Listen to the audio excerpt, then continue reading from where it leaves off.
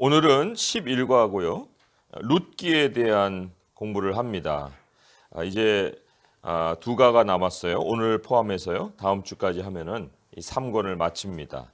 오늘 룻기에서는 하나님의 사랑에 대해서, 특별히 이 사랑의 개념에 대해서 우리가 좀 정리를 할 겁니다. 하나님의 사랑 맛보기 이런 제목이에요. 신학적 주제를 같이 읽어보도록 하겠습니다. 시작.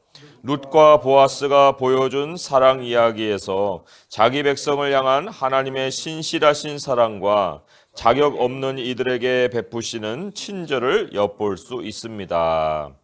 네, 첫 번째 포인트는 하나님의 사랑은 끈질깁니다 했는데 그것이 바로 하나님의 신실하신 사랑에 해당이 됩니다. 신학적 주제에 하나님의 신실하신 사랑이 바로 하나님의 끈질기신 사랑이라 할 수 있고요.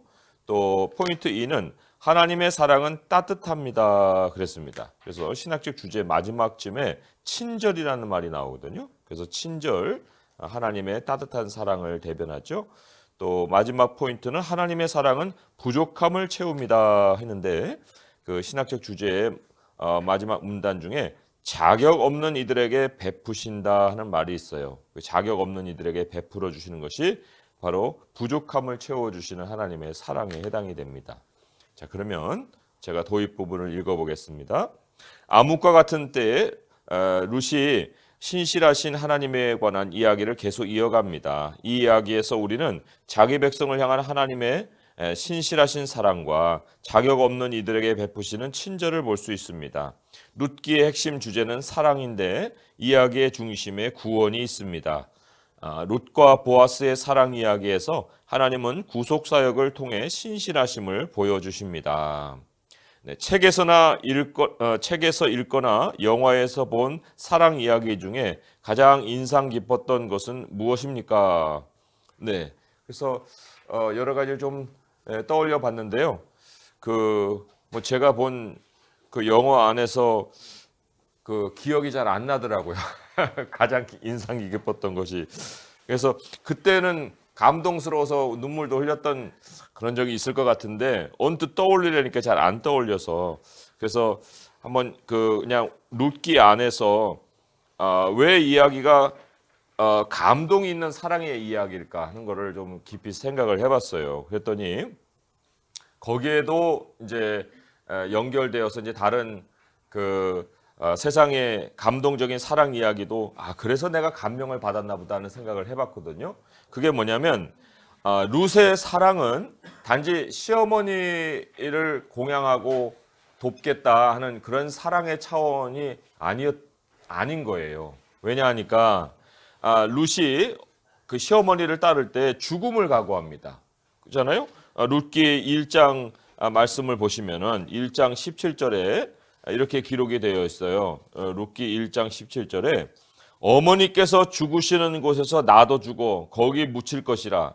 만일 내가 죽는 일 외에 어머니를 떠나면 여호와께서 내게 벌을 내리시고 더 내리시기를 원하나이다 하는지라 하고 굳게 결심을 합니다. 그러니까 이 룻이 보여준 사랑은 뭐 풋풋한 남녀의 사랑도 아니고 또 뭐 시어머니 때문에 어떤 바치는 어떤 그런 그 며느리로서의 봉양 뭐 이런 어떤 의미라기보다는 굉장히 그 죽음을 각오하고 있는 이러한 그 사랑의 내용인 것을 알 수가 있어요. 그러니까 그 요한복음 15장 13절에 주님이 이런 말씀으로 큰 사랑을 정의를 하셨습니다. 요한복음 15장 13절의 말씀을 한번 같이 읽어볼게요. 요한복음 15장 13절 말씀, 173쪽에 있죠? 같이 한번 읽어봅니다. 요한복음 15장 13절 시작. 사람이 친구를 위하여 자기 목숨을 버리면 이보다 더 큰 사랑이 없나니. 이게 바로 이제 예수님의 사랑이에요. 그런데 여기에 사랑에도 연결되어 있는 개념이 뭐였냐니까 바로 죽음이었다는 거죠. 죽음.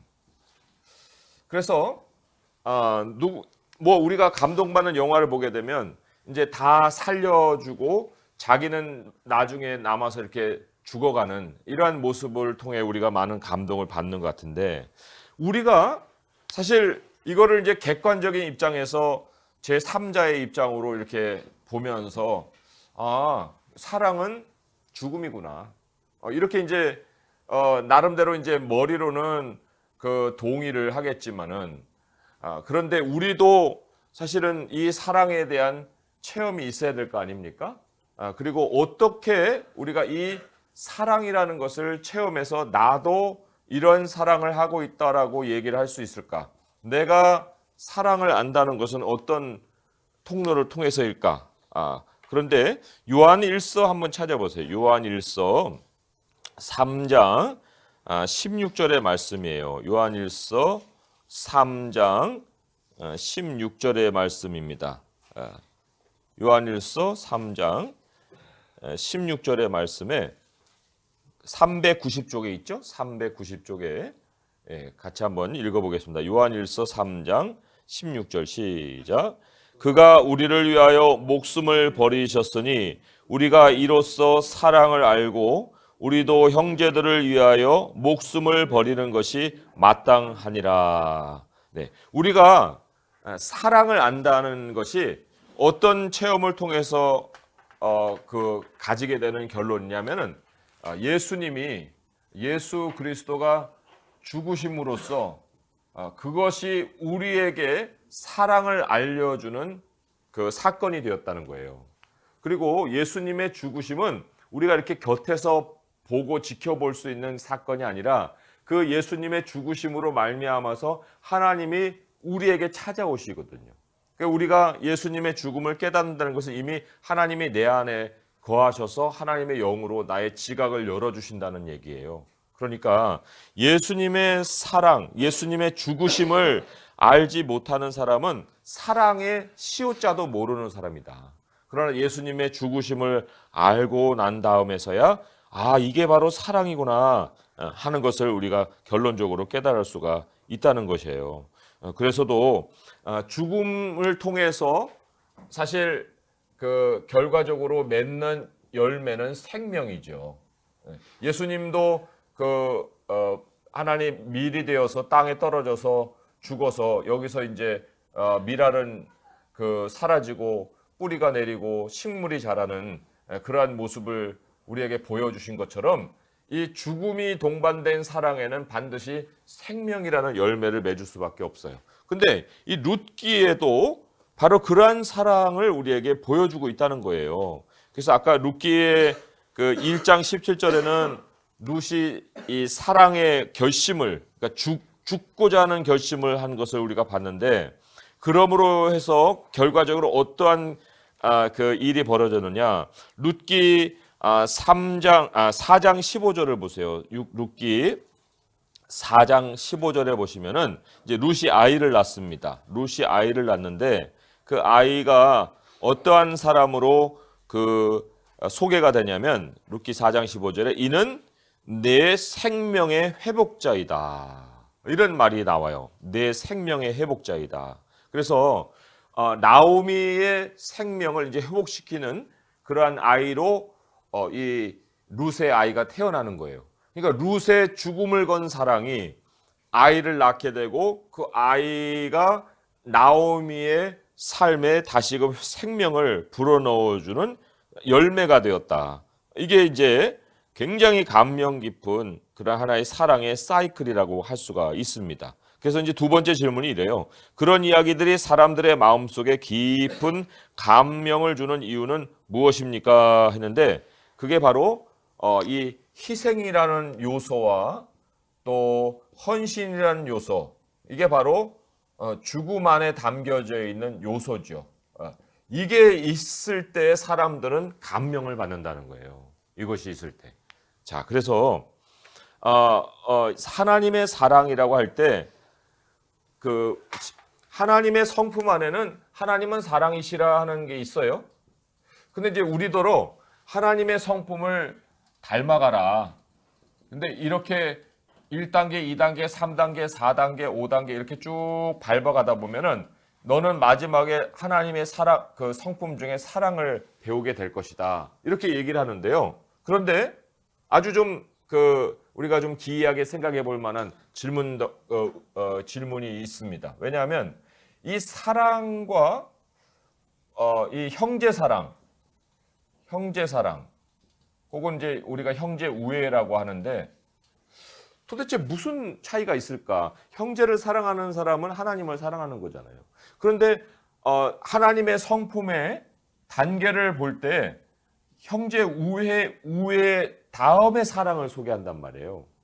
그럼 이 형제를 사랑하는 이 사랑과 이 사랑은 뭐가 다를까? 이 신의 성품에 대한 단계를 소개하고 있는 성경이 어디 있냐면요. 베드로후서에 있거든요. 베드로후서 1장 4절에서 7절의 말씀이에요. 베드로후서 1장 4절에서 7절인데요. 384쪽에 있어요. 384쪽에 베드로후서 1장 4절에서 7절의 말씀, 거기에 보면 신의 성품이라는 말이, 신성한 성품이 신의 성품이거든요. 베드로후서 1장 4절에서 7절까지를 한번 읽어보도록 하겠습니다. 시작. 이로써 그 보배롭고 지극히 큰 약속을 우리에게 주사 이 약속으로 말미암아 너희가 정욕 때문에 세상에서 썩어질 것을 피하여 신성한 성품에 참여하는 자가 되게 하려 하셨느니라. 그러므로 너희가 더욱 힘써 너희 믿음의 덕을, 덕의 지식을, 지식의 절제를, 절제의 인내를, 인내의 경건을, 경건의 형제 우애를, 형제 우애의 사랑을 더하라. 여기 형제 우애가 사랑이고 그 위에 또 사랑이라는 거예요. 그런데 여기에서 우리가 자기 친구를 위하여 목숨을 버린 것보다 더 큰 사랑이 없다 하는 말씀이 있듯이 형제 사랑 다음에 나오는 하나님의 사랑은 바로 죽음입니다. 죽음. 이 죽음을 동반한 사랑을 결국은 최고의 사랑, 하나님의 사랑이라고 얘기를 하는 거예요.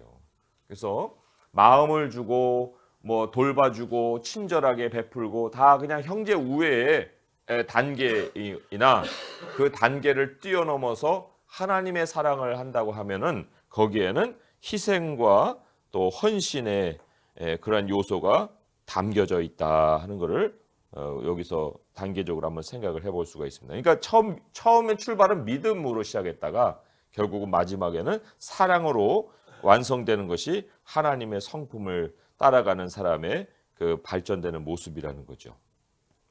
자, 그럼 119페이지 우리 그 위에 있는 요약 부분을 한 목소리로 같이 읽어보겠습니다. 시작.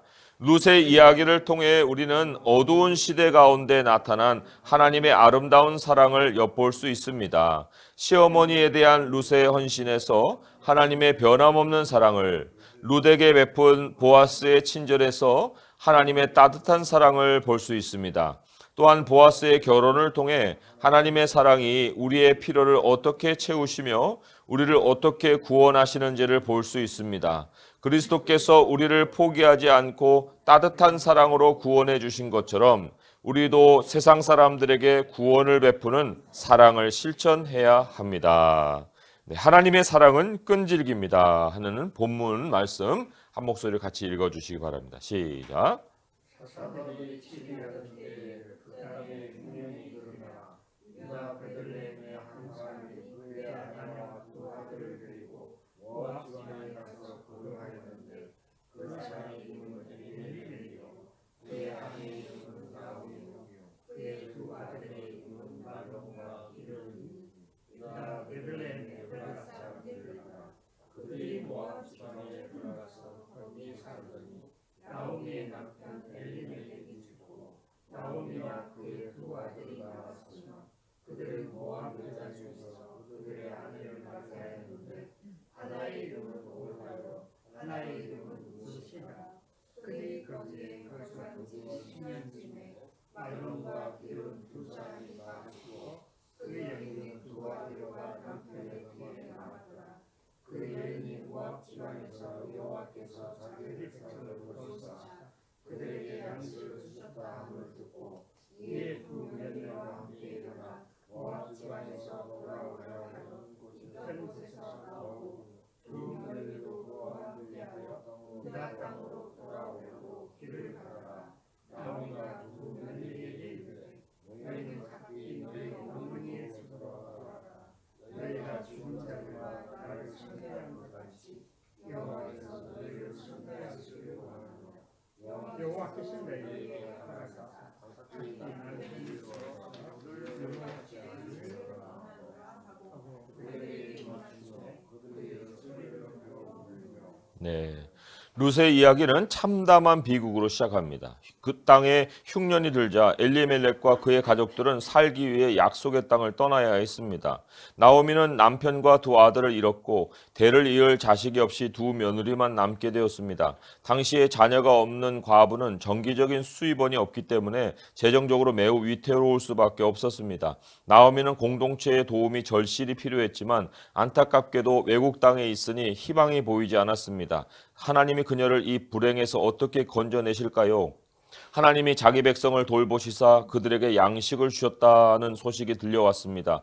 유다 땅의 기근이 끝난 것입니다. 나오미는 고향으로 돌아갈 채비를 한 뒤 두 며느리 곧 룻과 오르바에게 각기 친정집으로 돌아가라고 말합니다. 왜 그랬을까요? 당시 이스라엘에는 남편이 죽으면 그 형제와 결혼해 대를 이어야 하는 관습이 있었습니다. 하지만 나오미에게는 다른 아들이 없으므로 룻과 오르바의 앞날이 막막했던 것입니다. 며느리들의 미래를 염려해 친정으로 돌아가라고 권한 것입니다. 나오미의 조언을 받아들인 오르바와 달리 놀랍게도 룻은 시어머니와 함께 남기로 결심합니다. 룻은 자기 미래에 해가 될 수 있는데도 믿어지지 않을 정도의 신실함을 보여줍니다. 우리는 룻에게서 결과에 상관하지 않고 변함없이 충성스러운 사랑을 발견합니다. 네, 여기 이 룻기의 이야기는 구약판 탕자의 이야기라고 볼 수가 있어요. 물론 인물들이 여러 명이 나옵니다. 한 인물이 똑같은 일을 다 겪는 게 아니고 이제 그 탕자는 그렇지만 이 룻기 안에서는 그 불행을 겪는 것은 남편과 아들들이 있죠. 그리고는 이제 그 굉장히 어려운 형편 속에 그 예루살렘의 소식을 듣습니다. 양식이 다시 하나님이 참 복을 주셔서 양식이 있다더라. 그러니까 우리 아버지 집에 가서는 정말 편안하게 살 수 있을 텐데 하는 그런 생각을 떠올리는 것도 바로 이제 이러한 그 룻기의 이야기와 탕자의 이야기가 서로 겹칠 수 있는 그런 부분이에요. 이 약속의 땅을 떠난다는 것이 불행이었어요. 이 약속의 땅을 떠날 때 엘리멜렉의 가정이 어렵게 떠난 게 아닙니다. 왜냐하면 흉년이 들었을 때 지금 재산을 다 챙겨서 간 거예요. 왜냐하니까 자기 하나님이 그 기업의 땅을 사실은 팔지 말아라고 얘기하거든요. 그런데 지금 기업을 다 정리하고서 재산을 챙겨서 지금 모압 땅으로 옮겨가서 이민 간 거죠. 그러니까 여기에 하나님이 사실은 어려움을 주실 때에는 그래도 이 자기 기업 안에서 하나님이 주신 그 부르심 안에서 참 그 고난을 견뎌내야 하는 의미까지 포함해서 고난을 주시는 건데, 고난이라는 상황이 닥치니까 그것을 회피해보려는 그런 시도로 자기 부르심의 땅, 자기가 있어야 되는 약속의 땅, 약속을 저버리고 다른 나라로 돌아가서 돈과 함께 돈으로 이제 그 상황을 피해보려는 시도를 한 거죠. 그러나 결국은 돈이 다 없어집니다. 탕자는 허랑방탕했지만 여기서 허랑방탕했다는 얘기가 나오진 않지만 어쨌든 돈이 한꺼번에 있는 상황에 모압에 가서 다 쓰고 빼앗기고 남편 죽고 아들 죽는 이러한 아주 비극을 겪게 되는 거예요. 그러니까 우리가 약속을 벗어난다는 것이 잠시의 생존은 될 수 있을지 모르나 그것이 생명을 유지하는 보존이 될 수는 없다. 그래서 그것을 우리가 좀 여기서 이 설명을 통해서도 좀 생각해 볼 수 있고요. 그 다음에 이어지는 본문에 우리가 좀 설명이 필요한 부분이 있는데 본문도 같이 한번 읽어주시기 바랍니다. 시작.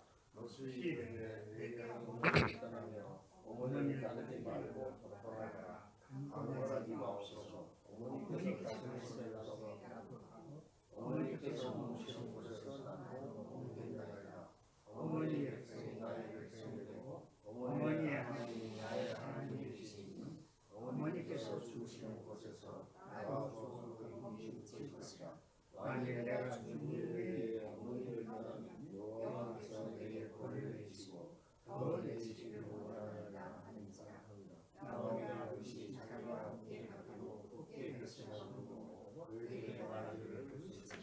아멘. 예, 여기 루시 결혼을 받아들이는 그 생각 또는 자세가 뭐였냐면요. 사실 이 결혼이라는 것은 그냥 남녀의 뭐 사랑으로 결합됐지만 뭐 각자의 삶은 아직도 남아 있는 이런 것이 결혼이 아니에요. 결혼은 성경에도 나와 있지만은 사실 이 정체성의 변화입니다. 정체성의 변화. 그 연합됨으로 인해서 그 연합함이 새로운 정체성을 자기에게 부여하는 거예요. 저희 아버지는 뭐 이제 제가 결혼하기 전에 야, 너는 결혼하기 전에는 그 네가 뭐 부모님도 있고 뭐도 하니까 너는 80% 정도 남아 있지만은 결혼하면은 너는 20%도 안 남아. 그래가지고 퍼센테이지로 이제 얘기를 하셨지만은 20%도 안 남는 게 아니라요. 아예 100%가 바뀌어 버리는 거예요. 그러니까 여기 어머니의 백성이 내 백성이 되고 어머니 하나님이 내 하나님이 된다는 거는 이 룻이 누구에게 배워서도 아니오고 진짜 하나님이 정해놓으신 우주의 법칙을 안 거예요. 사람이 완전히 정체성이 그러니까 거꾸로 되면 어떻게 되겠습니까? 거꾸로 되면은 우리 하나님의 백성이 만약에 그렇게 이방신을 섬기는 우상의 문화 속에서 섞여버리면은 완전히 자기는 거기에 동화되고 다 자기 것을 빼앗겨 버리는 거죠. 근데 이 엘리멜렉의 그 가정이 생존을 위해서 이민을 갔다고 하면은 이 룻은 어떤 형태였냐면 그 당시에 이 남편은 그냥 남자가 아니에요. 남편은 이 생존 울타리입니다. 여인들에게는. 그러니까 이 룻에게 그 제안을 하잖아요. 야, 너 생존을 위해서 네 남편을 구해야지. 네 울타리를 마련을 해야 네가 생존을 할 거 아니냐. 그러니까 다시 남편을 구해서 남편 안에 들어가.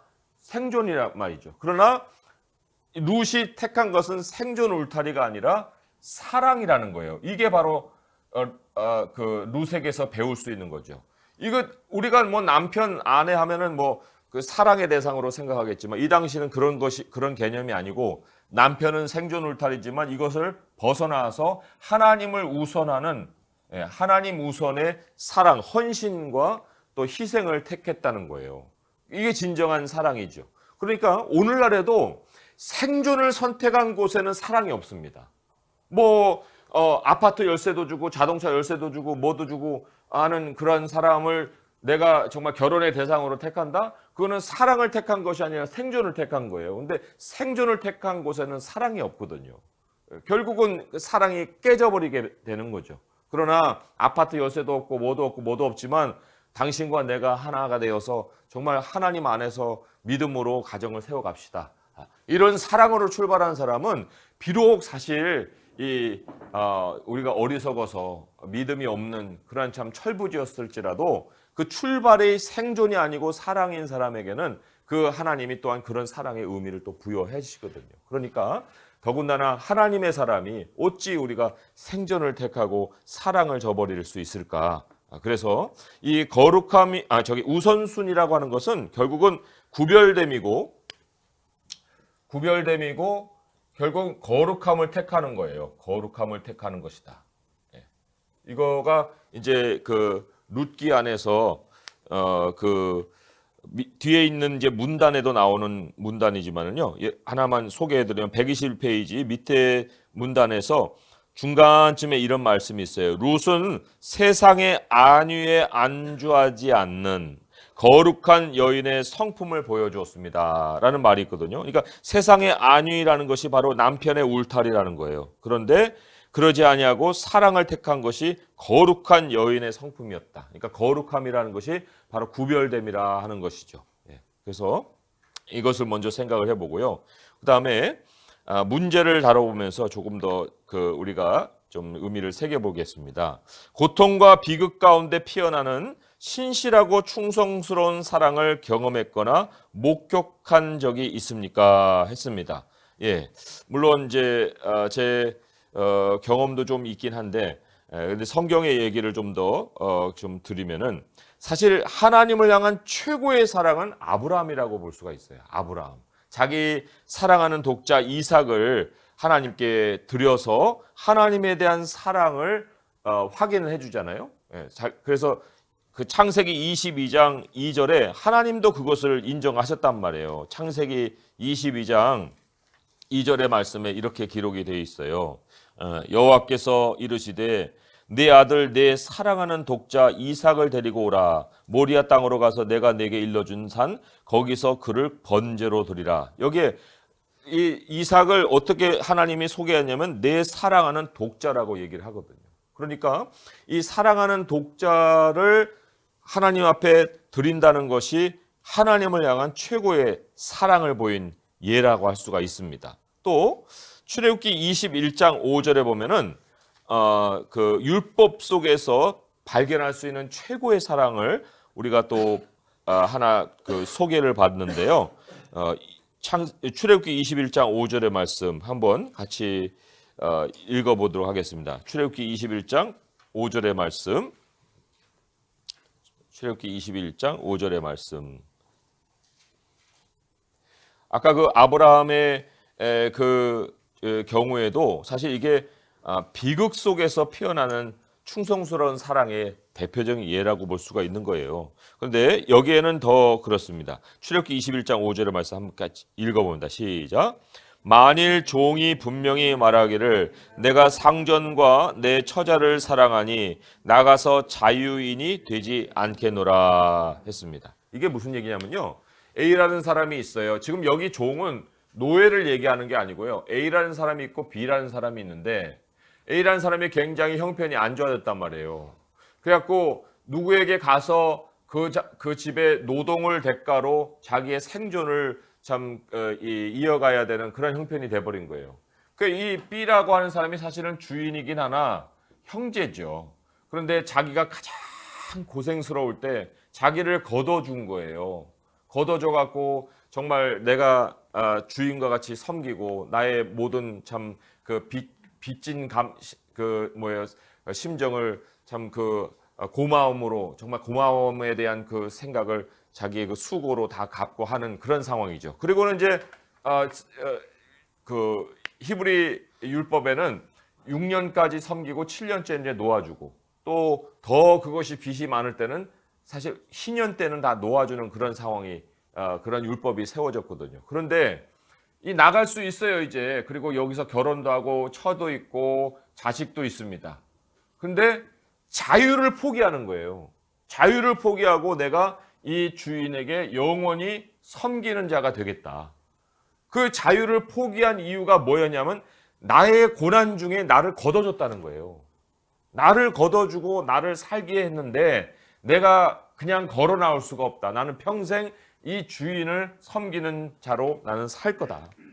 그런 그 율법을 세워서 그렇게 할 수 있게끔 해준 거예요. 근데 이게 무엇을 반영하는 거냐면 하나님의 사랑을 반영하는 율법이라는 거예요. 우리가 하나님께 찾아왔습니다. 하나님, 내가 정말 죽을 수밖에 없는 이 상황에 처했네요. 하나님 도와주세요. 도와주세요. 하나님이 우리를 도와주셨어요. 형편이 나아졌습니다. 그럼 나아졌다고 우리가 등 돌리겠습니까? 오늘도 르호보암의 얘기가 성경 분량에 있어서 읽었는데 르호보암이 강해지고 참 자기가 좀 살만하니까 하나님을 등졌고 이스라엘이 같이 따라갔다는 거예요. 이런 상황이 율법에서도 경고를 하고 있거든요.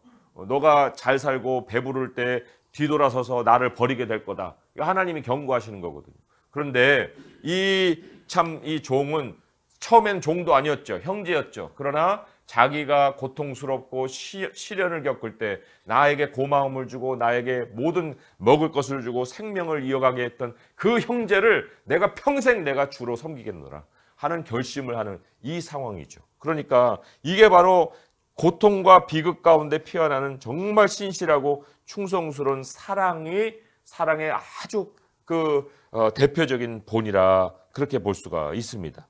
또 하나는 우리가 아가서를 또 통해서 이 부부의 사랑을 우리가 생각해 볼 수가 있는데요. 부부의 사랑도 그냥 피어나는 게 아니에요. 아가서 5장의 말씀을 한번 가서 찾아보겠습니다. 아가서 5장 그 2절에서 9절의 말씀이에요. 아가서 5장 2절에서 9절 말씀. 972쪽에 있죠? 972쪽.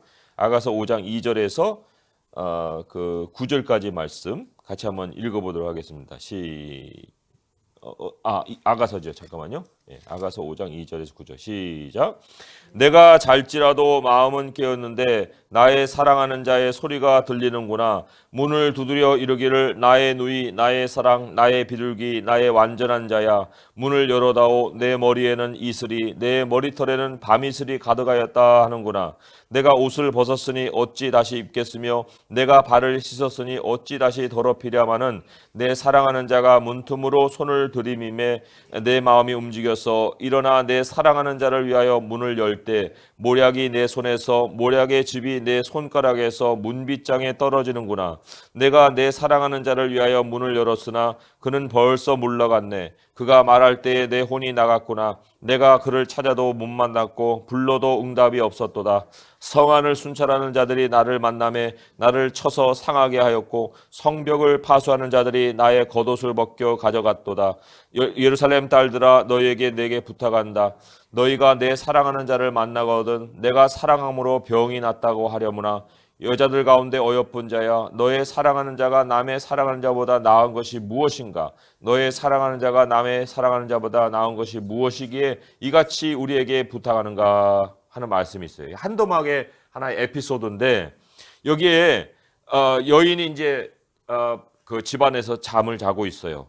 잠을 잘 준비가 다 됐다는 것은 뭐냐면 그 문을 열고자 할 때 모략이 손에서 뚝뚝뚝 떨어진다고 그랬죠. 그게 뭐냐면 잠자기 전에 이제 그 몸에다가 모략을 바르는 거예요. 모략을 바르고 이제 다 잠잘 준비가 되어 있는데 밖에서 이제 문을 두드리니까 잠잘 시간에 뭐야 이거 귀찮은 거예요.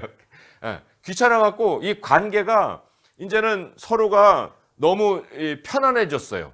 그러니까 당연시되는 그 관계가 돼버린 거예요. 아니 그 지금 이 시간에 와갖고 왜 문을 두들겨? 전에 같았으면 신혼 때면 그냥 달려가서 문을 열어주든지 아니면 문 밖에서 언제 오지 하고 이렇게 기다리다가 이제 그런 세월 다 끝나고 밖에서 문을 두드려도 안 열어주는 이런 상황까지 가버린 거예요. 그런데 이제 자꾸 두드리니까 이거 뭐야 하고 이제 가서 그 문을 열어주려는데 이제 모략이 뚝뚝 떨어졌다니까 잠잘 준비가 다 됐는데 열었는데 없는 거예요.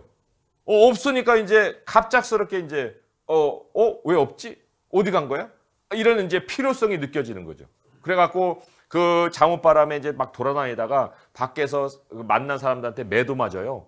그래갖고 막 몸이 상해지고 그래도 막 그 사랑하는 자를 찾아야만 하는 이런 마음을 이제 가지게 되는 거거든요. 이게 뭐냐면 서로가 그 안일해질 때와 그리고 서로 정말 이 밤이슬에 정말 머리털을 젖었다는 것은 이 남자는 또 남자대로 그 굉장한 어떤 고난 중에 이 여인의 어떤 사랑을 얻고자 어떤 그런 모양을 가지고 왔는데 한쪽은 굉장히 편안해진 이런 상황인데 이 아내도 이제는 굉장한 어떤 그 고통 속에서 남자를 찾아다니는 그 과정 속에서 고통을 겪으면서 사랑을 더 진하게 느끼는 거예요. 내가 이 사람 아니면 안 된다 하는 것을 알게 되는 거죠. 그러니까 이 모든 하나님이 가르치시는 이 사랑의 배후에는 참 사랑에는 그 비극이라는 거 우리가 생각하는 어떤 비극, 그 비극이 배경이 될 때 거기에서 정말 사랑이 꽃을 핀다. 참 사랑. 그래서 어려움을 겪지 않는 곳에 사랑이 정말 얼마나 의미가 있을까 할 수가 있다는 거예요. 그러니까 부부간의 관계도 정말 거의 뭐 깨지고 막 그냥 부서지고 산산조각이 나고 서로 못 살겠느니 잘 살겠느니 하는 그런 어떤 순간들이 순간순간 이렇게 겪어지는 상황 속에서 서로에 대한 필요성이 더 또 깊어질 수도 있다. 그런 것을 생각을 해볼 수 있고요. 자, 두 번째 문제는 이렇습니다. 어떻게 하면 이처럼 변함없는 사랑을 하는 사람이 될 수 있을까요? 했는데 여기에 대해서는 아주 정확한 하나님의 말씀이 있어요. 이게 이거구나. 베드로전서 1장 22절의 말씀입니다. 이 말씀을 통해서 우리가 순서적으로 이 말씀을 따라 살아야 거기에서 진짜 변함없는 사랑을 우리가 소유하는 소유자가 되는 거예요. 베드로전서 1장 22절의 말씀입니다. 베드로전서 1장 22절의 말씀. 같이 한번 읽어보겠습니다. 시작. 너희가 진리를 순종함으로 너희 영혼을 깨끗하게 하여 거짓이 없이 형제를 사랑하기에 이르렀으니 마음으로 뜨겁게 서로 사랑하라 하는 말씀이 있습니다. 여기 보면 순서가 첫 번째는 진리의 순종이에요. 그러니까 이거는 누구하고 관계하기 이전에 하나님과 나와의 관계예요. 그 나와의 관계 속에서 내가 정말 못돼 처먹은 사람이었구나. 내가 이런 인격의 존재였구나. 내가 정말 하나님의 말씀 앞에서 나를 비춰보니 나는 인간도 아니야. 그런데 이제부터는 내가 정말 진리를 따르는 삶을 내가 살리라 하고 진리에 순종을 하게 되면은 어떤 변화가 일어나냐면 자기 자신이 깨끗해지는 거예요.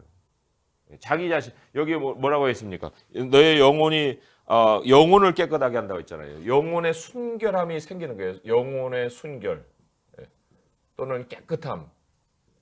정말 하나님 보시기에도 참 귀하게 존귀해지고 또 다른 사람이 볼 때도 참 그 사람은 깨끗한 사람이다 하는 그런 자기 자신에 대한 준비를 하는 거죠. 진리를 순종함으로 자기 자신이 깨끗해질 때 이때 비로소 뭐가 나오냐면 형제 사랑이 나오는 거예요. 형제 사랑. 이거 거치지 않고 이거 못해요. 어떻게 자기의 의지로 형제를 사랑합니까? 그런데 하나님의 진리를 따름으로 자기가 깨끗해질 때 그 깨끗함이 사랑을 만들어내고 이 형제 사랑을 통해서 아주 그냥 더 뜨겁게라는 그 이제 정도가 더 깊어지는 거죠. 정도가. 이거는 이제 시작에 불과한 거고 정도가 더 그 깊어져서 뜨겁게 사랑한다는 것이 바로 하나님이 우리를 사랑하시는 그 사랑. 말하자면 헌신과 희생이죠. 죽음을 불사하는 어떤 그런 사랑이라고 할 수가 있어요. 자, 이게 이제 베드로서가 가르쳐 주는 거라면 아주 비슷한 그런 그 의미로 요한일서 2장 5절에도 이런 말씀을 기록을 해놨습니다. 요한일서 2장 5절, 베드로 후서 다음에 있는 그 성경인데요. 요한일서 2장 5절의 말씀 한번 같이 읽어보도록 하겠습니다. 시작. 누구든지 그의 말씀을 지키는 자는 하나님의 사랑이 참으로 그 속에서 온전하게 되었나니 이로써 우리가 그의 안에 있는 줄을 아노라. 여기 그의 말씀을 지키는 자는 하나님의 사랑이 그 속에서 온전하게 되었다. 그러니까 먼저 진리를 순종함이 자기의 영혼을 깨끗하게 하고 형제를 사랑함으로 나아가게 하고 뜨거운 사랑을 가능하게 한 것처럼 말씀을 지키는 자에게 하나님의 사랑이 온전하게 된다 하는 이러한 과정을 우리가 생각해 볼 수가 있어요. 그래서 내가 막 신경질이 좀 늘어나고 불만이 늘어나고 막 애한테 막 잔소리가 늘어나고 막 하면은 뭐가 배후에 있냐면 하나님의 말씀에 내가 마음을 두는 일이 느슨해졌다 이렇게 생각하면 되는 거예요. 그러나 은혜를 받게 되면은 미운 것도 다 이뻐 보이고 정말 품어지고 또 이해가 되고 용납이 되는 이런 상황이 되는 거예요. 그래서 진리를 먼저 순종하는 것이 먼저 돼야 된다 하는 걸 생각을 할 수 있습니다. 자, 그러면 121페이지 거기 문단을 제가 계속 읽어볼게요. 룻은 나오미의 하나님께 헌신했습니다. 그녀는 어머니의 백성이 나의 백성이 되고 어머니 하나님이 나의 하나님이 되시리니 하고 선언합니다. 아마도 룻은 남편에게서 주님을 소개받고 이스라엘 하나님을 따르는 자가 되었을 것입니다. 더욱 놀라운 것은 그녀의 선언이 나오미가 전능자가 나를 심히 괴롭게 하였음이니라 하고 주장한 직후에 나왔다는 사실입니다. 하나님을 향한 시어머니의 비통함에도 불구하고 룻은 하나님께 변함없는 충성을 다짐한 것입니다. 룻은 세상의 안위에 안주하지 않는 거룩한 여인의 성품을 보여주었습니다. 그녀는 끈질기며 한결같으신 하나님의 사랑을 믿었기에 다른 사람들에게도 동일한 사랑을 베풀 수 있었습니다. 그리스도의 사랑 안에서 영원히 구원받았다는 사실을 아는 것은 하나님과의 친밀한 교제로 나아가게 합니다. 주님은 우리를 절대로 떠나거나 포기하지 않으시며 우리를 따뜻한 사랑으로 돌봐주십니다. 이에 대한 확고한 믿음은 우리로 하여금 그분께 나아가 죄와 걱정과 두려움을 숨김없이 고백하게 합니다. 네. 하나님은 주님의 끈질긴 사랑을 어떻게 증명하십니까? 예, 방금 전에 읽은 것처럼 절대로 버리거나 떠나지 않으신다는 거예요. 절대로. 그죠? 사람이 나약해지면요, 그게 고민이 되는 거예요. 하나님 나 떠나는가? 하나님 나 버리면 어떻게 되지? 이런 그 고민이 성경 안에 나와 있어요. 시편 27편 9절 10절을 보시면 사람이 조금 뭔가 이렇게 잘못한다든지 아니면 일이 잘 안 되고 꼬인다든지 이러면 이거 뭐야? 하나님 나 버리신 거야? 뭐 이런 어떤 생각을 가질 수 있거든요. 근데 시편에 그 말씀이 있더라고요. 시편 27편 9절에서 10절의 말씀 같이 한번 찾아서 읽어볼게요. 시편 27편 9절에서 10절의 말씀입니다. 자, 읽어봅니다. 시작. 주의 얼굴을 내게서 숨기지 마시고 주의 종을 노하여 버리지 마소서. 주는 나의 도움이 되셨나이다. 나의 구원의 하나님이시여 나를 버리지 마시고 떠나지 마소서. 내 부모는 나를 버렸으나 여호와는 나를 영접하시리이다. 네, 참 여기 내 부모는 나를 버렸으나 여호와는 나를 영접하시다 하는 것이 또 하나의 어떤 그 의미 있는 그 진술이기도 합니다. 왜냐하면 사람이 이 그 경험 속에서 그 생성되는 그 개념이 있는 거예요. 그러니까 부모에게서 버림받은 사람은 다른 사람에게서 버림받지 않을까 하는 심리적인 어떤 압박감을 가지고 사는 거죠. 그런데 이런 것도요, 그냥 뭐 인간관계 속에서 일반적으로 한번 따져보게 되면은 계속 그 뭐 상사의 그 꾸지람이나 막 이 핀잔이나 비난이나 막 욕을 듣고 이렇게 막 지내잖아요. 그러면은 어디 가서도 번듯하게 그 실력을 발휘할 수 있지만 주눅이 들어버리는 거예요. 그래갖고 여기서도 나를 이렇게 뭔가 이렇게 좀 안 좋은 그 대우를 하지 않을까? 누군가가 나에게 찾아와서 막 욕을 하지 않을까? 막 이런 것들이 이제 막 심리적으로 압박을 느끼는 거죠. 그런데 그럼에도 불구하고 하나님 앞에 참 찾아 나가서 하나님이 나를 받아주셨는데, 그런데 그 비슷한 상황이 하나님한테서도 또 벌어지는 거예요. 뭔가 나에게 자꾸 찾아오셔서 위로도 해주고 격려도 해주시고 해줘야 되는데 그게 이제 없어지는 느낌을 받는 거죠. 그러니까 하나님도 나를 버렸어? 하나님까지 나한테 이러시는 거야? 뭐 이런 생각을 갖는 거예요. 그런데 하나님은 절대로 그런 분이 아니시다. 그래서 히브리서의 13장에 보시면 하나님이 아주 찰떡같이 주신 약속이 하나 있지 않습니까? 히브리서 13장 5절에서 6절의 말씀이죠. 예. 히브리서 13장 5절에서 6절의 말씀 같이 한번 읽어볼게요. 시작. 돈을 사랑하지 말고 있는 바를 족한 줄로 알라. 그가 친히 말씀하시기를 내가 결코 너희를 버리지 아니하고 너희를 떠나지 아니하리라 하셨느니라. 그러므로 우리가 담대히 말하되 주는 나를 돕는 이시니 내가 무서워하지 아니하겠노라. 사람이 내게 어찌하리요 하노라. 예, 무서운 상황이 벌어지는 거예요. 누구로부터요? 사람으로부터. 예, 굉장히 무서운 상황, 어려운 상황, 정말 두렵고 위협적인 상황이 벌어지는데 그럼에도 불구하고 우리가 담대히 할 수 있는 것은 하나님이 나를 떠나지 않는다. 나를 버리지 않는다. 이러한 어떤 생각이 그 사람의 삶을 붙들고 있다는 거예요. 그래서 어떠한 상황도 우리와 하나님의 사랑을 끊어낼 수 있는 일은 없다. 예, 그것을 로마서 8장이 우리에게 분명히 가르쳐주고 있지 않습니까? 로마서 8장에 뭐 여러 가지 상황적인 것을 우리가 주목해 볼 수 있지만은 그 중에서도 고난적인 상황을 한번 주목해 볼 필요가 있어요. 로마서 8장 35절에서 39절의 말씀입니다. 로마서 8장 35절에서 39절 251쪽에 있죠. 251쪽에 같이 읽어볼게요. 로마서 8장 35절입니다. 시작. 누가 우리를 그리스도의 사랑에서 끊으리요? 환난이나 곤고나 박해나 기근이나 적신이나 위험이나 칼이랴. 기록된 바 우리가 종일 주를 위하여 죽임을 당하게 되며 도살당할 양같이 여김을 받았나이다 함과 같으니라. 그러나 이 모든 일에 우리를 사랑하시는 이로 말미암아 우리가 넉넉히 이기느니라. 내가 확신하노니 사망이나 생명이나 천사들이나 권세자들이나 현재일이나 장래일이나 능력이나 높음이나 깊음이나 다른 어떤 피조물이라도 우리를 우리 주 그리스도 예수 안에 있는 하나님의 사랑에서 끊을 수 없으리라. 아멘.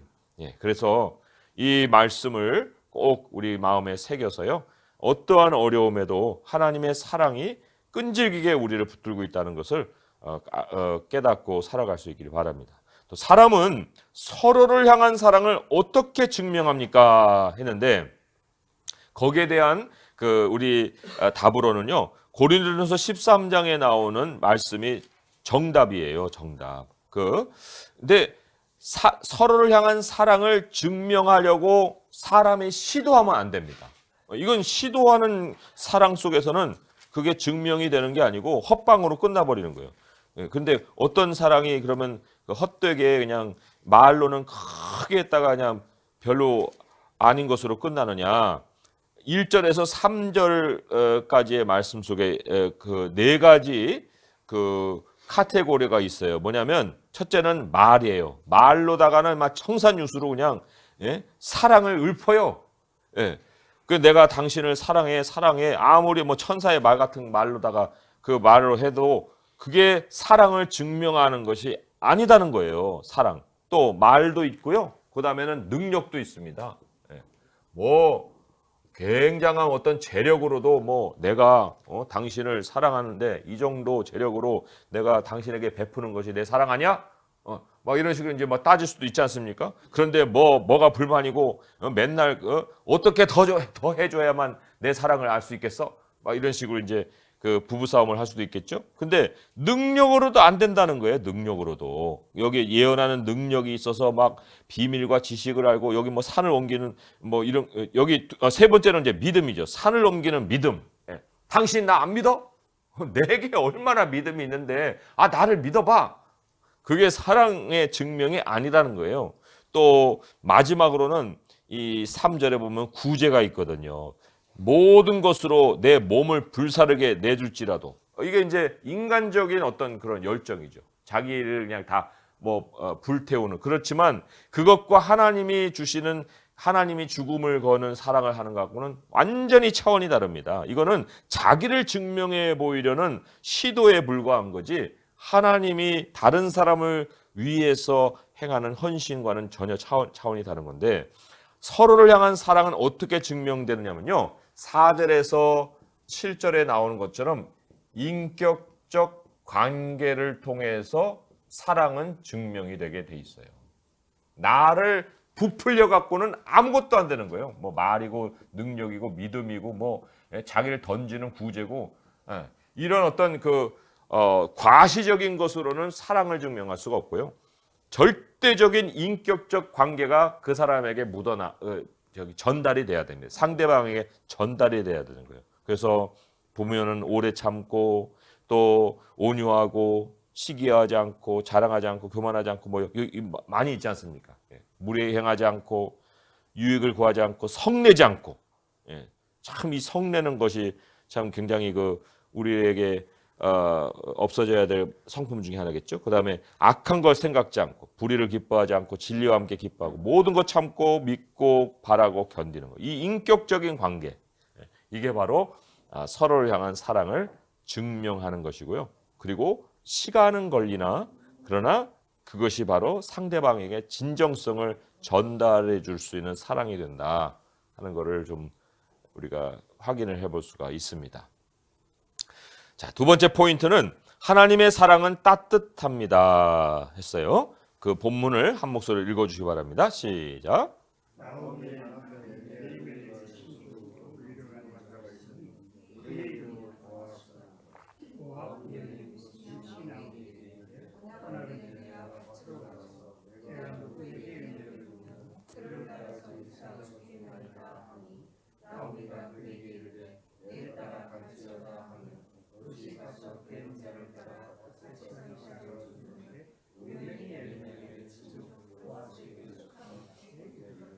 아멘. 보아스는 하나님의 사람으로 고귀한 성품을 가진 유력한 사람이었습니다. 룻이 우연히 엘리멜렉의 친족 보아스에게 속한 밭에 이르렀습니다. 그곳에서 두 사람은 처음 만납니다. 우연히 일어난 이 일은 결코 우연이 아니었습니다. 하나님이 자기 백성을 구원하려는 섭리 가운데 그들의 발걸음을 인도하신 것입니다. 사람이 마음으로 자기의 길을 계획할지라도 그의 걸음을 인도하시는 이는 여호와시니라. 하나님이 모든 일을 주관하십니다. 네. 또 이어지는 본문 함께 읽어주시기 바랍니다. 시작.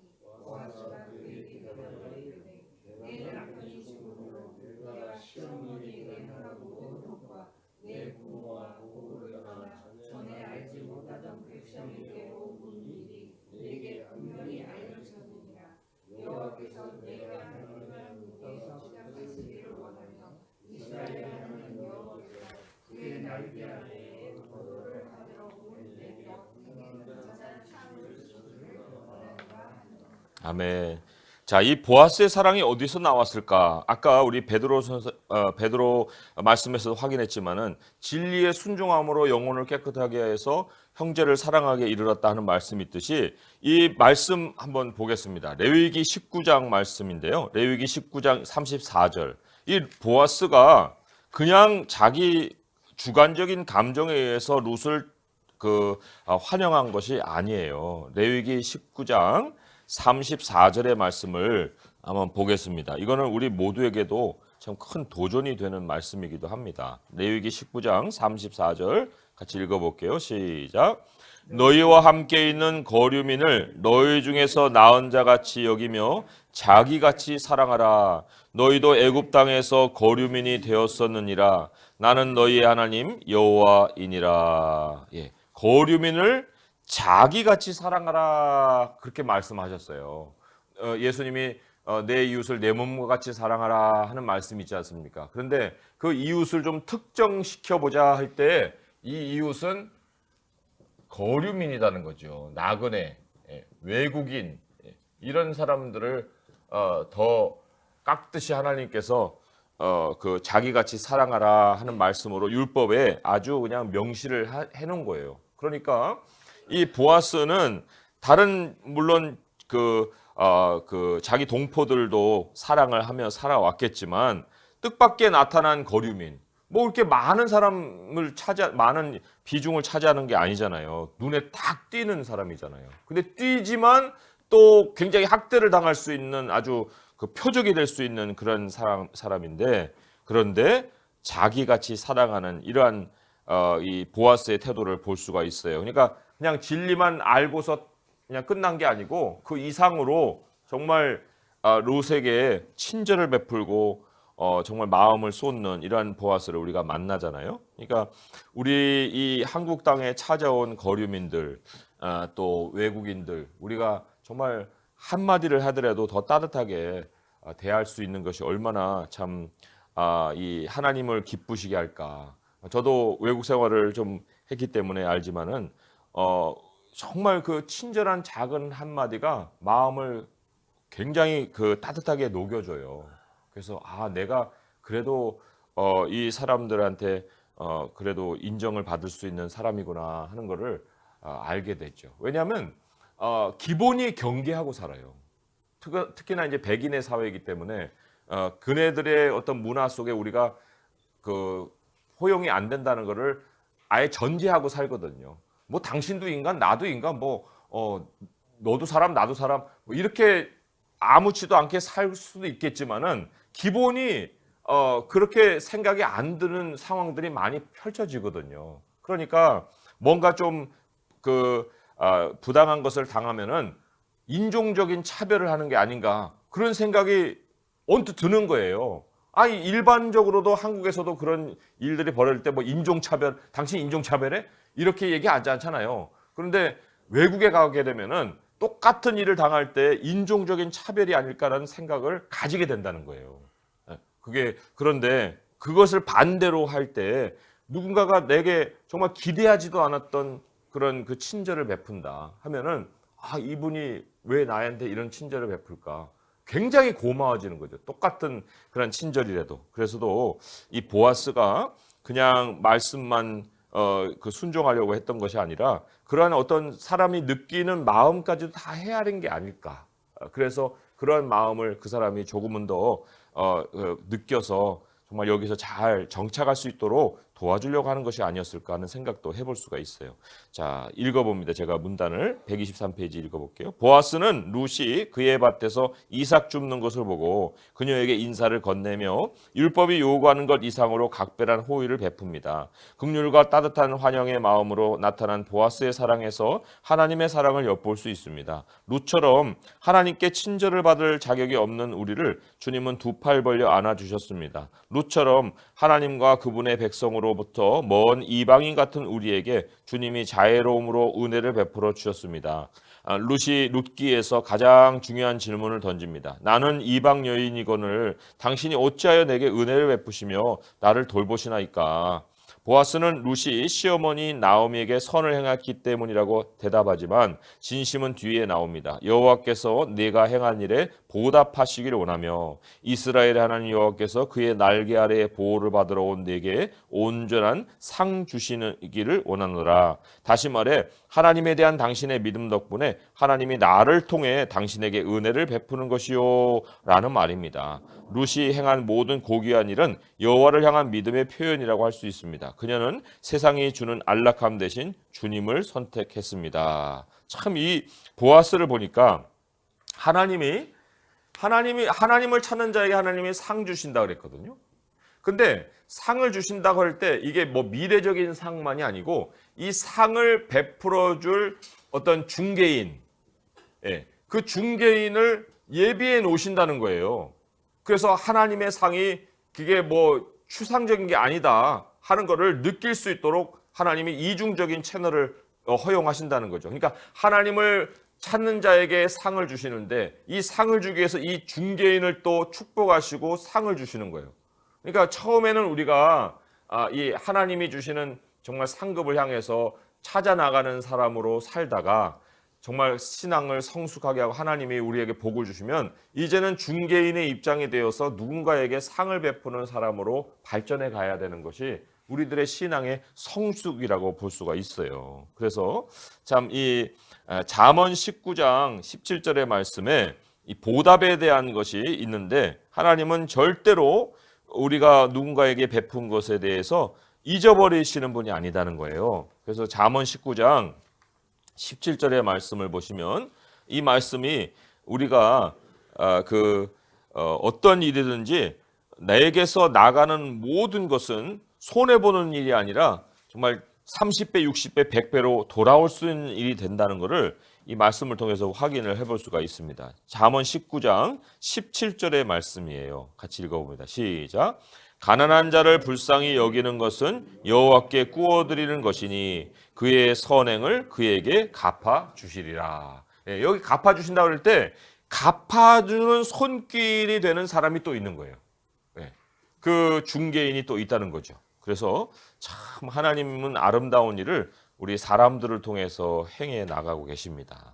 자, 다음 페이지에 문제를 볼게요. 하나님이 사람을 통해 당신을 따뜻하게 품으시고 사랑해 주신 것을 느낀 적이 있습니까? 했는데 참 이 따뜻하게 품어주시는 이러한 일이 참 예상치 못한 대상에게서 어떤 받는 사랑이라고 볼 수가 있거든요. 여기 룻도 나는 이방 여인이거늘 그랬잖아요.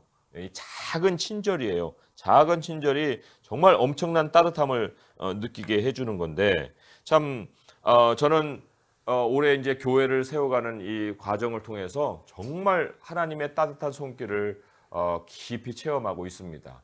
그게 뭐 내세워서 누군가가 뭐 이렇게 대외적으로 막 하는 그런 것이 아니에요. 교회를 돕는 손길들은 다 은밀하고 조용하게 그러면서도 정말 따뜻하게 그러한 교회의 이 세워가는 일에 동참을 하시거든요. 그래서 정말 하나님은 살아계시고 하나님의 교회는 하나님이 세우신다는 걸 정말 그 뼛속 깊이 느끼고 있고요. 또 하나는 이제 저희 아이가 이제 둘째 아이가 이제 태어났을 때 이제 수술을 했는데 사실 우리 이 한국에서는 굉장히 그 외형적인 것에 치중해서 평가를 하지 않습니까? 그런데 참 저희 아이가 이제 수술을 받아야 되는 그런 상황이 됐어요. 그런데 그 간호사들이 얼마나 격려를 했는지 몰라요. 괜찮아요, 괜찮아요. 이런 일들은 다른 부모들도 겪고 아무렇지도 않아요. 아무 일도 아니니까 염려하지 마세요 하고 이렇게 많은 격려를 해줬어요.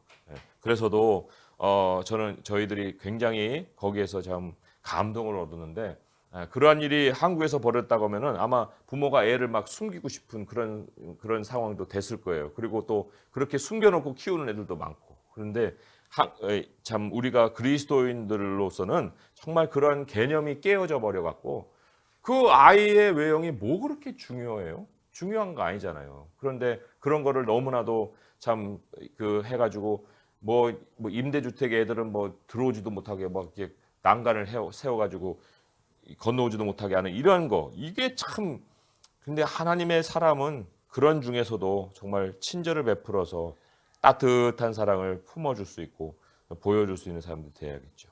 자, 두 번째로는 우리 교회는 다른 사람들에게 하나님의 사랑을 얼마나 베풀고 있습니까? 했는데 사랑의 대상은요 사실 멀리 가서 찾는 게 아니에요. 사랑의 대상은 언제나 가까이 있습니다. 가까이 있어요. 그죠? 그래서 사실 저도 한번 생각해 봤습니다. 교회 안에서 거류민이 누굴까? 교회 안에서 나그네가 누굴까? 이런 생각해 봤는데 뭐 제 자신에 대한 연민이 아니라 제가 참 교회를 이렇게 섬기면서 내가 왜 그 교회를 떠나야 했을까 하는 생각을 해보니까 사실 목회자는 교회 안에서 스스로가 거류민이라는 느낌을 버릴 수가 없는 위치에 많이 놓여요. 그리고 또 그 처음에 있었던 이제 영국의 교회는 아예 저희가 가기 전에 이제 목사를 신임하는 그런 투표를 하거든요.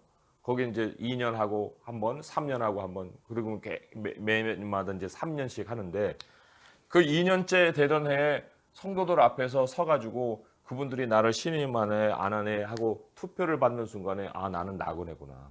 나는 제가 그때 나이가 35이었는데 뭐 지금 나이로도 뭐 그렇지만은 어쨌든 그때도 뭐 꽤 어린 나이긴 했지만은 정말 혼신을 다해서 처음에 순수한 마음으로 교회를 섬겨야겠다는 것으로 출발해갖고 그런 생각을 한 번도 해본 적이 없어요. 누군가 내가 거기에 남아 있어야 되는 사람으로 투표를 한다는 생각을 전혀 해보지도 않았고, 근데 정관의 뭐 내용도 제가 이렇게 파악도 안 하고 이제 그 목회를 했기 때문에 그렇긴 하겠죠. 그런데 하루 아침에 제가 온 가족을 데리고 진짜 한국으로 귀국을 할 수도 있고 어디로 왜냐하면 영주권도 없으니까요. 그런 상황이 딱 닥치니까 이제 이게 뭐지 하는 생각이 드는 거예요. 왜냐하면 그리스도의 몸의 하나의 지체로 내가 정말 열심히 섬기고 또 성도들과 하나가 되어서 교회를 세워간다는 생각을 그 생각에 그냥 파묻혀갖고 살았는데 2년쯤 돼가지고 앞에다 세워놓고 신임을 하느니 마느니 해갖고 표를 하니까 이게 막 밀려 들어오는 그 생각이 너무나도 정말 그 괴롭더라고요. 그런데 어쨌든 하나님이 그래도 이제 다시 연장을 해서 3년을 이제 더 복귀하게 했지만 그래서 제가 5년째쯤 될 때 우리 이런 거 하지 맙시다. 이거 그때 참 괴로웠고 그리고 이제는 5년이라면 서로 신뢰하면서 지낼 수 있는 그런 그 관계가 되지 않았습니까? 하고 이제 얘기를 했더니 거기는 이제 그 운영하시는 분들이 그래도 우리 교회는 이민교회라서 사람들이 왔다 갔다 하니까 목사님이 어떤 목사님이 올 줄 몰라서 이 법을 그냥 고수를 해야겠습니다. 아니 다음에 오는 분들이 어떨지 모르겠지만 아니 그러면 저를 매년 3년마다 세워놓고 그러면 그 투표를 하겠다는 겁니까?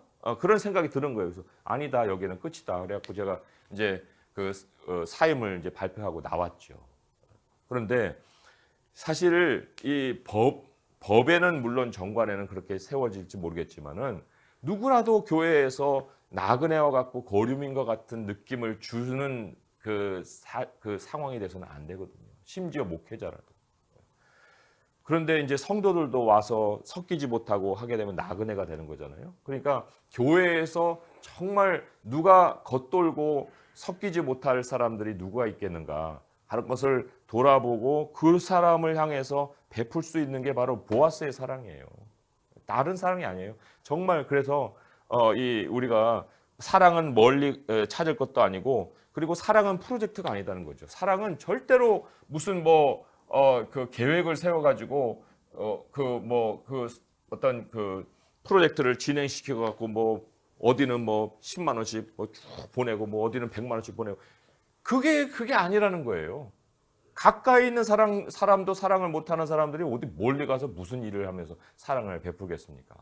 그래서 정말 그 자기 아내도 사랑하지 못하는 사람이 밖에서 그 아저씨는 굉장히 멋진 사람인데 그 아내를 때리는 사람이었어요? 이런 식으로 그 반문하는 그런 일들을 우리가 들어서야 되겠습니까? 그러니까 자기 자식도 자기 아내도 사랑하지 못하는 사람이 어디 가서 무슨 집사님 장로님으로 해갖고 칭찬을 받겠습니까? 그러니까 사랑의 대상은 결코 멀리 있지가 않다. 그리고 누구도 나그네와 거류민 같이 느끼는 거기에 바로 하나님이 그 사람을 사랑해야 된다는 사명을 주시는 것이다 할 수 있고요. 그리고 이 마태복음에 보게 되면요, 여기에 이제 얼마나 베풀고 있습니까? 라고 그 질문을 던졌지만은 마태복음 10장 40절에서 42절에 이런 말씀이 기록이 되어 있어요. 마태복음 10장 40절에서 42절의 말씀이에요. 마태복음 10장 40절에서 42절. 같이 읽어보도록 하겠습니다. 마태복음 10장 40절입니다. 시작. 너희를 영접하는 자는 나를 영접하는 것이요 나를 영접하는 자는 나를 보내신 이를 영접하는 것이니라. 선지자의 이름으로 선지자를 영접하는 자는 선지자의 상을 받을 것이요 의인의 이름으로 의인을 영접하는 자는 의인의 상을 받을 것이요 또 누구든지 제자의 이름으로 이 작은 자 중 하나에게 냉수 한 것이라도 주는 자는 내가 진실로 너희에게 이르노니 그 사람이 결단코 상을 잃지 아니하리라 하시니라. 여기 보니까 선지자, 하나님의 사역자죠. 전임 사역자라고 할 수가 있어요. 교역자라고 할 수가 있습니다. 그런데 선지자의 이름으로라는 것은 이 선지자이기 때문에 선지자로서 대우를 해주는 거예요. 영접을 해주는 거예요.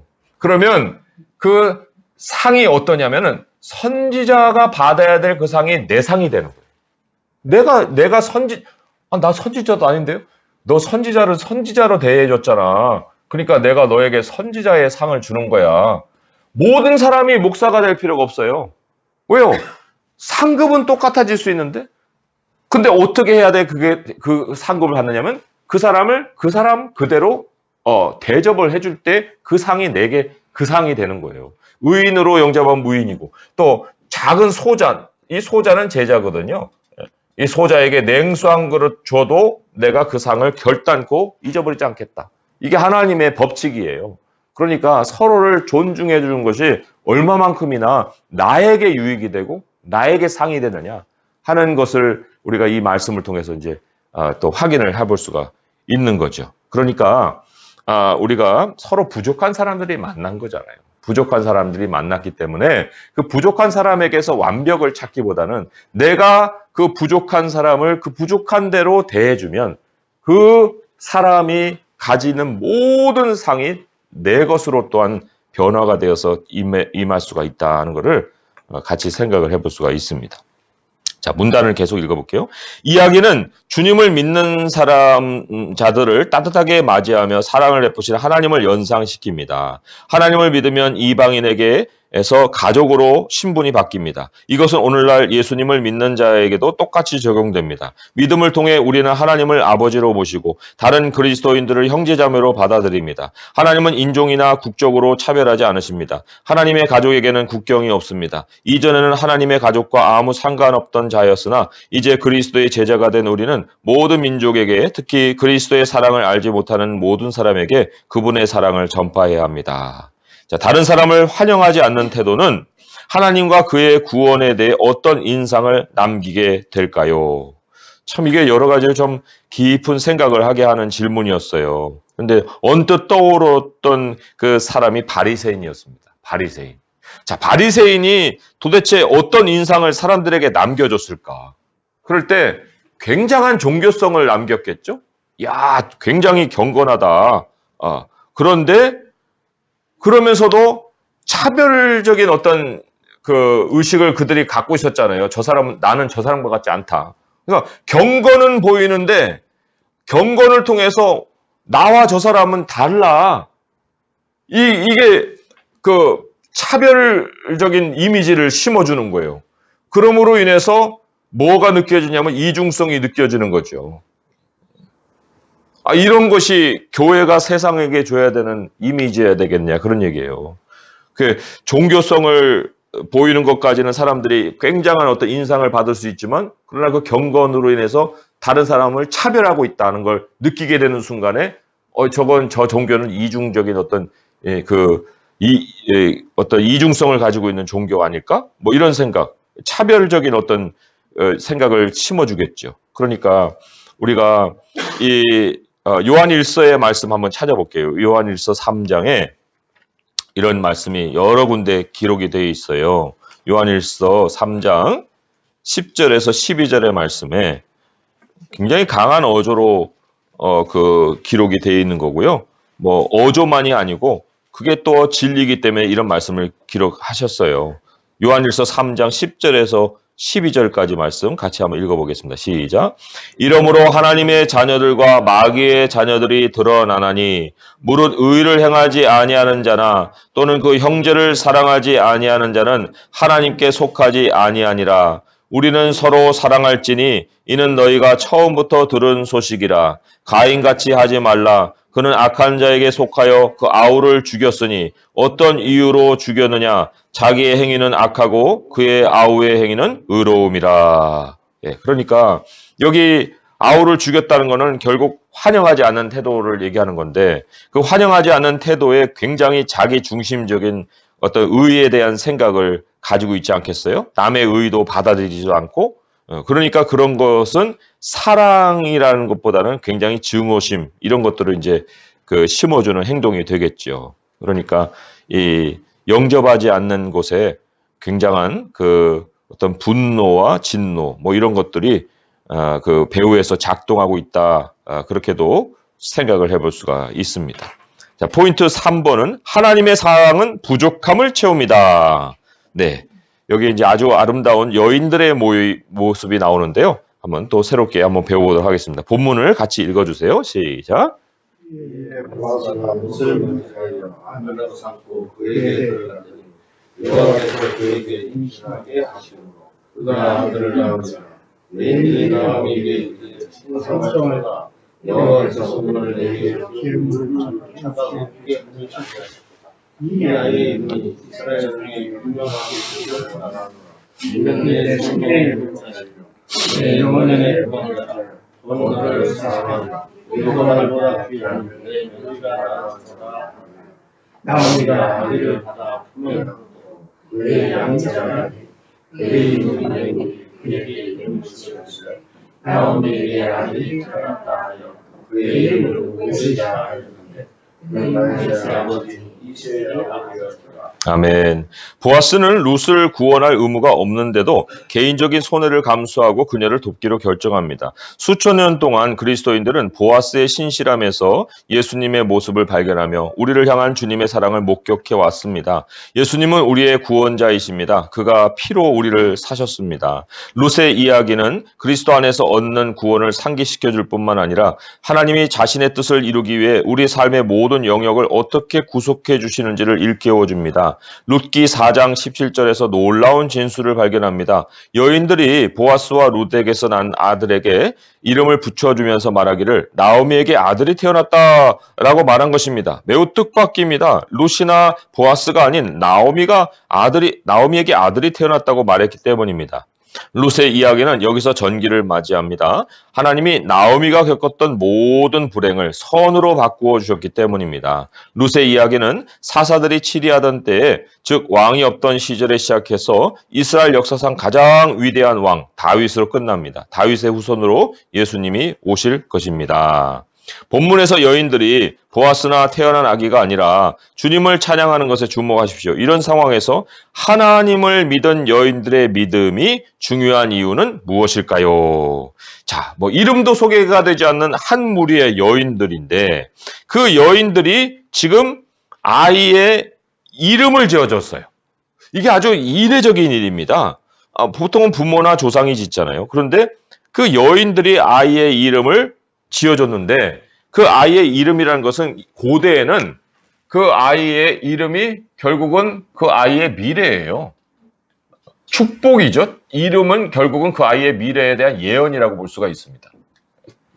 그런데 이 여인들이 이 아이의 미래를 반영하는 이름을 붙였다. 그런데 복잡하게 한 게 아니에요. 복잡하게 한 게 아니고 여기 14절에 보니까 찬송할지로다 여호와께서 오늘 내게 기업 물을 자가 없게 하지 않으셨다. 주님이 하셨다. 주님이 하셨다. 그러니까 아주 단순한 고백인데 주님이 하셨다. 역사를 하나님으로 다 보는 그 안목을 가졌습니다. 굉장히 단순하고 순결한 믿음이라고 볼 수가 있어요. 복잡한 지식을 가진 것도 아니에요. 그런데 그러한 여인들이 이 보아스와 룻 가정, 나오미의 가정을 감싸고 있었다는 거예요. 그거는 그 가정만 감싸고 있었던 것이 아니라 그 공동체가 바로 이러한 믿음으로 서로를 지켜주고 있었다. 이거를 이제 하나의 어떤 의미하는 거예요. 그러니까 거기에서 이제 구속의 계보가 이어지고 있지 않습니까? 구속의 계보가 이제 오벳을 낳고 오벳은 이새를 낳고 이새는 이제 다윗을 낳는 이런 구속의 계보가 있었는데 이 구속의 계보를 품고 있는 주변의 사람들이 누구였냐면은 바로 이 여인들이었다는 거예요. 여인들. 주님으로 이 모든 상황을 다 해석하고 설명하고자 하는 여인들의 믿음. 그래서 우리 이 교회도요, 복잡할 게 없어요. 교회도 모든 성도들이 하나님이 하시죠. 하나님이 하십니다. 하나님이 하셨어요. 하나님이 하실 거예요. 이런 어떤 믿음의 고백들을 여기저기서 내뱉을 때 바로 거기에서 주님이 중비가 되는 거예요. 구속의 인물이 보존되고 또 중비가 될 수 있다. 그래서 이 사사시대가 혼란한데 이 사사시대에 믿음의 울타리가 된 사람들이 누구였냐면 바로 이 여인들의 믿음이었다. 그러니까 룻과 보아스만 주인공이 아니고요. 이 룻과 보아스가 낳은 아들이 그 계보를 쭉 이어서 다윗까지 이어갈 수 있는 데에는 바로 이 주변의 하나님 백성들의 아주 순결하고 단순하면서도 굉장히 담대한 믿음이 있었다는 것을 확인을 해볼 수가 있습니다. 자, 룻기는 하나님의 구원의 사랑 이야기입니다. 하나님은 자신의 계획과 뜻을 이루기 위해 우리의 모든 고통과 마음의 상처와 삶의 굴곡을 씻어 주십니다. 하나님이 멀리 떨어져 계시는 것처럼 느껴지거나 당신을 외면하시는 것처럼 느껴질 때도 하나님은 당신이 상상할 수 없을 만큼 큰 일을 위해 토대를 만들고 계신 것입니다. 여기에 기록된 축복은 나오미와 룻만을 위한 것이 아닙니다. 마지막 절에서 오늘날 우리에게 주신 놀라운 암시를 발견할 수 있습니다. 보아스와 룻에게서 오벳이 태어났고 오벳에게서 이새가 태어나고 이새에게서 다윗이 태어난다는 사실입니다. 다윗의 후손으로 우리 주 예수 그리스도께서 태어나실 것입니다. 바로 여기가 오늘날 우리와 연결되는 지점입니다. 예수님을 통해 구원받은 우리 또한 이 가계도의 일부가 되기 때문입니다. 우리는 나오미와 룻의 삶 속에서 행하신 하나님의 구속사역으로 말미암아 은혜를 누립니다. 네. 인생에서 힘든 일에 부딪혔지만 그 일을 하나님이 선으로 바꾸어 주신 적이 있습니까? 했는데, 자, 불행이 선으로 바꿔진 그 아주 대표적인 첫 번째 사례가 요셉이에요. 요셉. 그죠? 예, 요셉이 창세기 50장 20절에 하나님이 이 모든 것을 선으로 바꾸었다 하는 고백을 하죠. 그 창세기 50장 20절의 말씀을 한번 같이 확인을 해볼까요? 창세기 50장 20절의 말씀. 이 요셉의 결론은 우리 모두의 결론입니다. 창세기 50장 20절의 말씀 같이 한번 읽어볼게요. 시작. 당신들은 나를 해하려 하였으나 하나님은 그것을 선으로 바꾸사 오늘과 같이 많은 하나님의 백성의 생명을 구원하게 하시려 하셨나니. 예. 그래서 하나님이 선으로 바꾸시는 그 배후에는 룻이 하나님을 온전히 그 우선으로 따랐던 그 삶이 있었지 않습니까? 그래서도 우리 로마서 8장 28절에 보시면 하나님이 모든 것이 합력하여 선을 이루신다 했는데 그 선을 이루시는 이유가 있어요. 그 이유를 우리가 더 주목을 해야 됩니다. 로마서 8장 28절의 말씀에 로마서 8장 28절 250페이지에 있어요. 보시면 거기에 이렇게 나와요. 로마서 8장 28절에 한번 같이 읽어봅니다. 시작. 우리가 알거니와 하나님을 사랑하는 자, 곧 그의 뜻대로 부르심을 입은 자들에게는 모든 것이 합력하여 선을 이루느니라. 예. 룻이 하나님을 향했잖아요. 베들레헴을 향했잖아요. 그게 바로 하나님을 향한 사랑이에요. 하나님의 부르심 뜻대로 하나님이 부르시는 그 장소를 향해서 약속을 향해서 방향을 바꾼 그 사람을 향해서 이 모든 불행이 다시 선이 되는 전환점이 있다는 거죠. 예, 그래서 아무 일도 안 하고 그냥 가만히 있는데 모든 거 합력에 선이 되어지는 이런 일이 아니라 한 사람의 어떤 희생, 그죠? 룻과 요셉을 통해서도 보지만 불행이 시작됐지만 그러나 하나님을 우선에 두고 하나님의 약속을 향해 가고 하나님의 부르심을 우선에 둘 때 하나님 모든 것이 협력해서 선을 이루게 하신다. 그리고 이 선이라는 역사는 항상 진행형입니다. 진행형이에요. 한번 경험하고 끝나는 것이 아니라 선의 결과는 아직도 진행 중입니다. 우리가 지금 이루어가고 있는 모든 일이 하나님을 향하는 이상 다 좋고 평강의 결과로 지금 다 귀결될 수밖에 없어요. 그것이 하나님이 시작하시고 마치시는 선의 역사이십니다. 자, 그러면 결론의 부분을 같이 한번 한 목소리로 읽어봅니다. 시작. 룻과 보아스의 이야기에서 우리는 예수님의 삶과 사역 속에 나타난 변함없이 따뜻하게 맞아주시는 구원의 사랑을 엿볼 수 있습니다. 그리스도의 제자로서 우리는 자기 목적을 위해 살아가는 것이 아니라 하나님과 그분의 부르심에 순종하며 살아가야 합니다. 하나님의 뜻을 신실하게 따를 때 주님이 우리를 하나님의 변함없이 따뜻하게 맞아주시는 구원의 사랑을 전하는 사람으로 변화시켜 주실 것입니다. 자, 그리스도와의 연결입니다. 읽어봅니다. 시작. 보아스는 가족의 기업 물을 자로서 이방인인 룻에게 과분한 친절을 베풉니다. 마찬가지로 예수님은 우리의 구원자로서 받을 자격이 없는 우리에게 은혜를 베풀며 가족으로 입양해 주십니다. 하나님의 계획, 우리의 사명 한 문장 읽어봅니다. 하나님은 우리가 그분께 사랑받은 대로 다른 사람들을 변함없는 따뜻한 구원의 사랑으로 맞이하고 섬기기를 원하십니다. 자, 포인트를 요약해 볼게요. 성경이 어떤 것도 우리 주 그리스도 예수 안에 있는 하나님의 사랑에서 끊을 수 없으리라 하고 말씀하신 것이 당신에게 어떤 위로와 격려가 됩니까? 네. 하나님은 절대로 버리거나 떠나지 않으시잖아요. 그래서 사실 우리가 그 사랑을 알 때까지는 많은 상황들이 펼쳐집니다. 왜냐하면 그 상황들이 펼쳐지지 않는데 어떤 우리가 사랑의 결말을 알겠어요. 사랑의 내용도 모르겠죠. 그런데 하나님이 절대로 버리거나 떠나지 않으신다는 사실, 그 사랑을 알기까지 많은 상황들이 펼쳐질 거예요. 자, 그럴 때마다 우리가 배우는 교훈이 뭐냐면 생존이 아니라 사랑을 택한다는 거죠. 생존이 아니라 하나님을 택한다. 그럴 때에 비로소 하나님과 인격적인 사랑을 나눌 수가 있는 거죠. 그러니까 우리가 그 하나님의 사랑을 깨닫기까지는 많은 상황이 펼쳐지는데, 그런데 그럴 때 우리가 생존이 아니라 사랑을 택할 때 비로소 하나님과 인격적인 사랑을 나눌 수가 있다. 그게 바로 룻이 택한 사랑이었어요. 남편의 울타리가 아니라 바로 하나님의 품이었죠. 자, 두 번째로는요. 어떻게 하면 교회 그룹에 속해 있음에도 하나님과 동떨어진 삶을 살아가는 이들에게 하나님의 따뜻한 사랑을 전할 수 있을까요? 했습니다. 네, 거류민과 나그네 같은 존재가 교회 안에 있을 수 있죠. 그죠? 뭐 여러 가지로 원인이 있을 수 있지만, 뭐 예를 들어서 교회의 냉랭함도 생각해 볼 수 있어요. 또 바리새인처럼 자기 경건에 취해 있을 수도 있어요.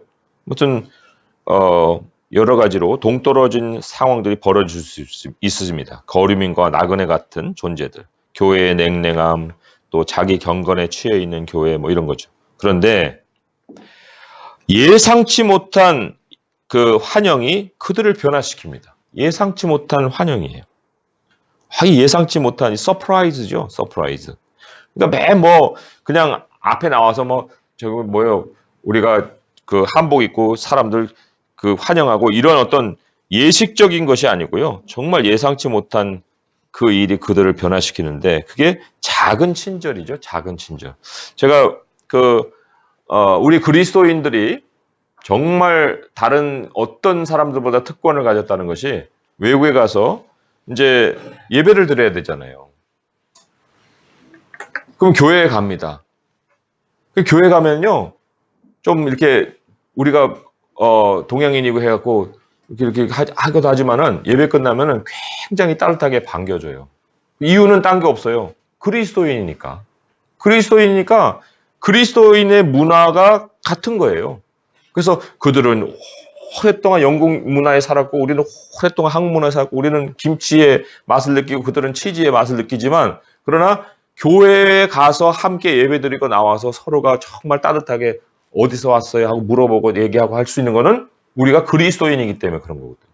그러니까 우리 한국의 땅에서도 정말 다른 어떤 것보다도 그리스도인이기 때문에 서로 친절하고 환영할 수 있는, 그것이 또 작은 친절 속에서 항상 우리가 사람들을 대할 수 있는 그 근거가 되는 거죠. 그래서 예상치 못한 영접이라는 것은 큰 것이 아니라 바로 그런 작은 친절 속에서 나올 수 있는 것이다 할 수 있고요. 그다음에 세 번째로는 어떻게 하면 가족이나 직장 동료에게 하나님의 구원의 사랑을 전할 수 있을까요? 그랬습니다.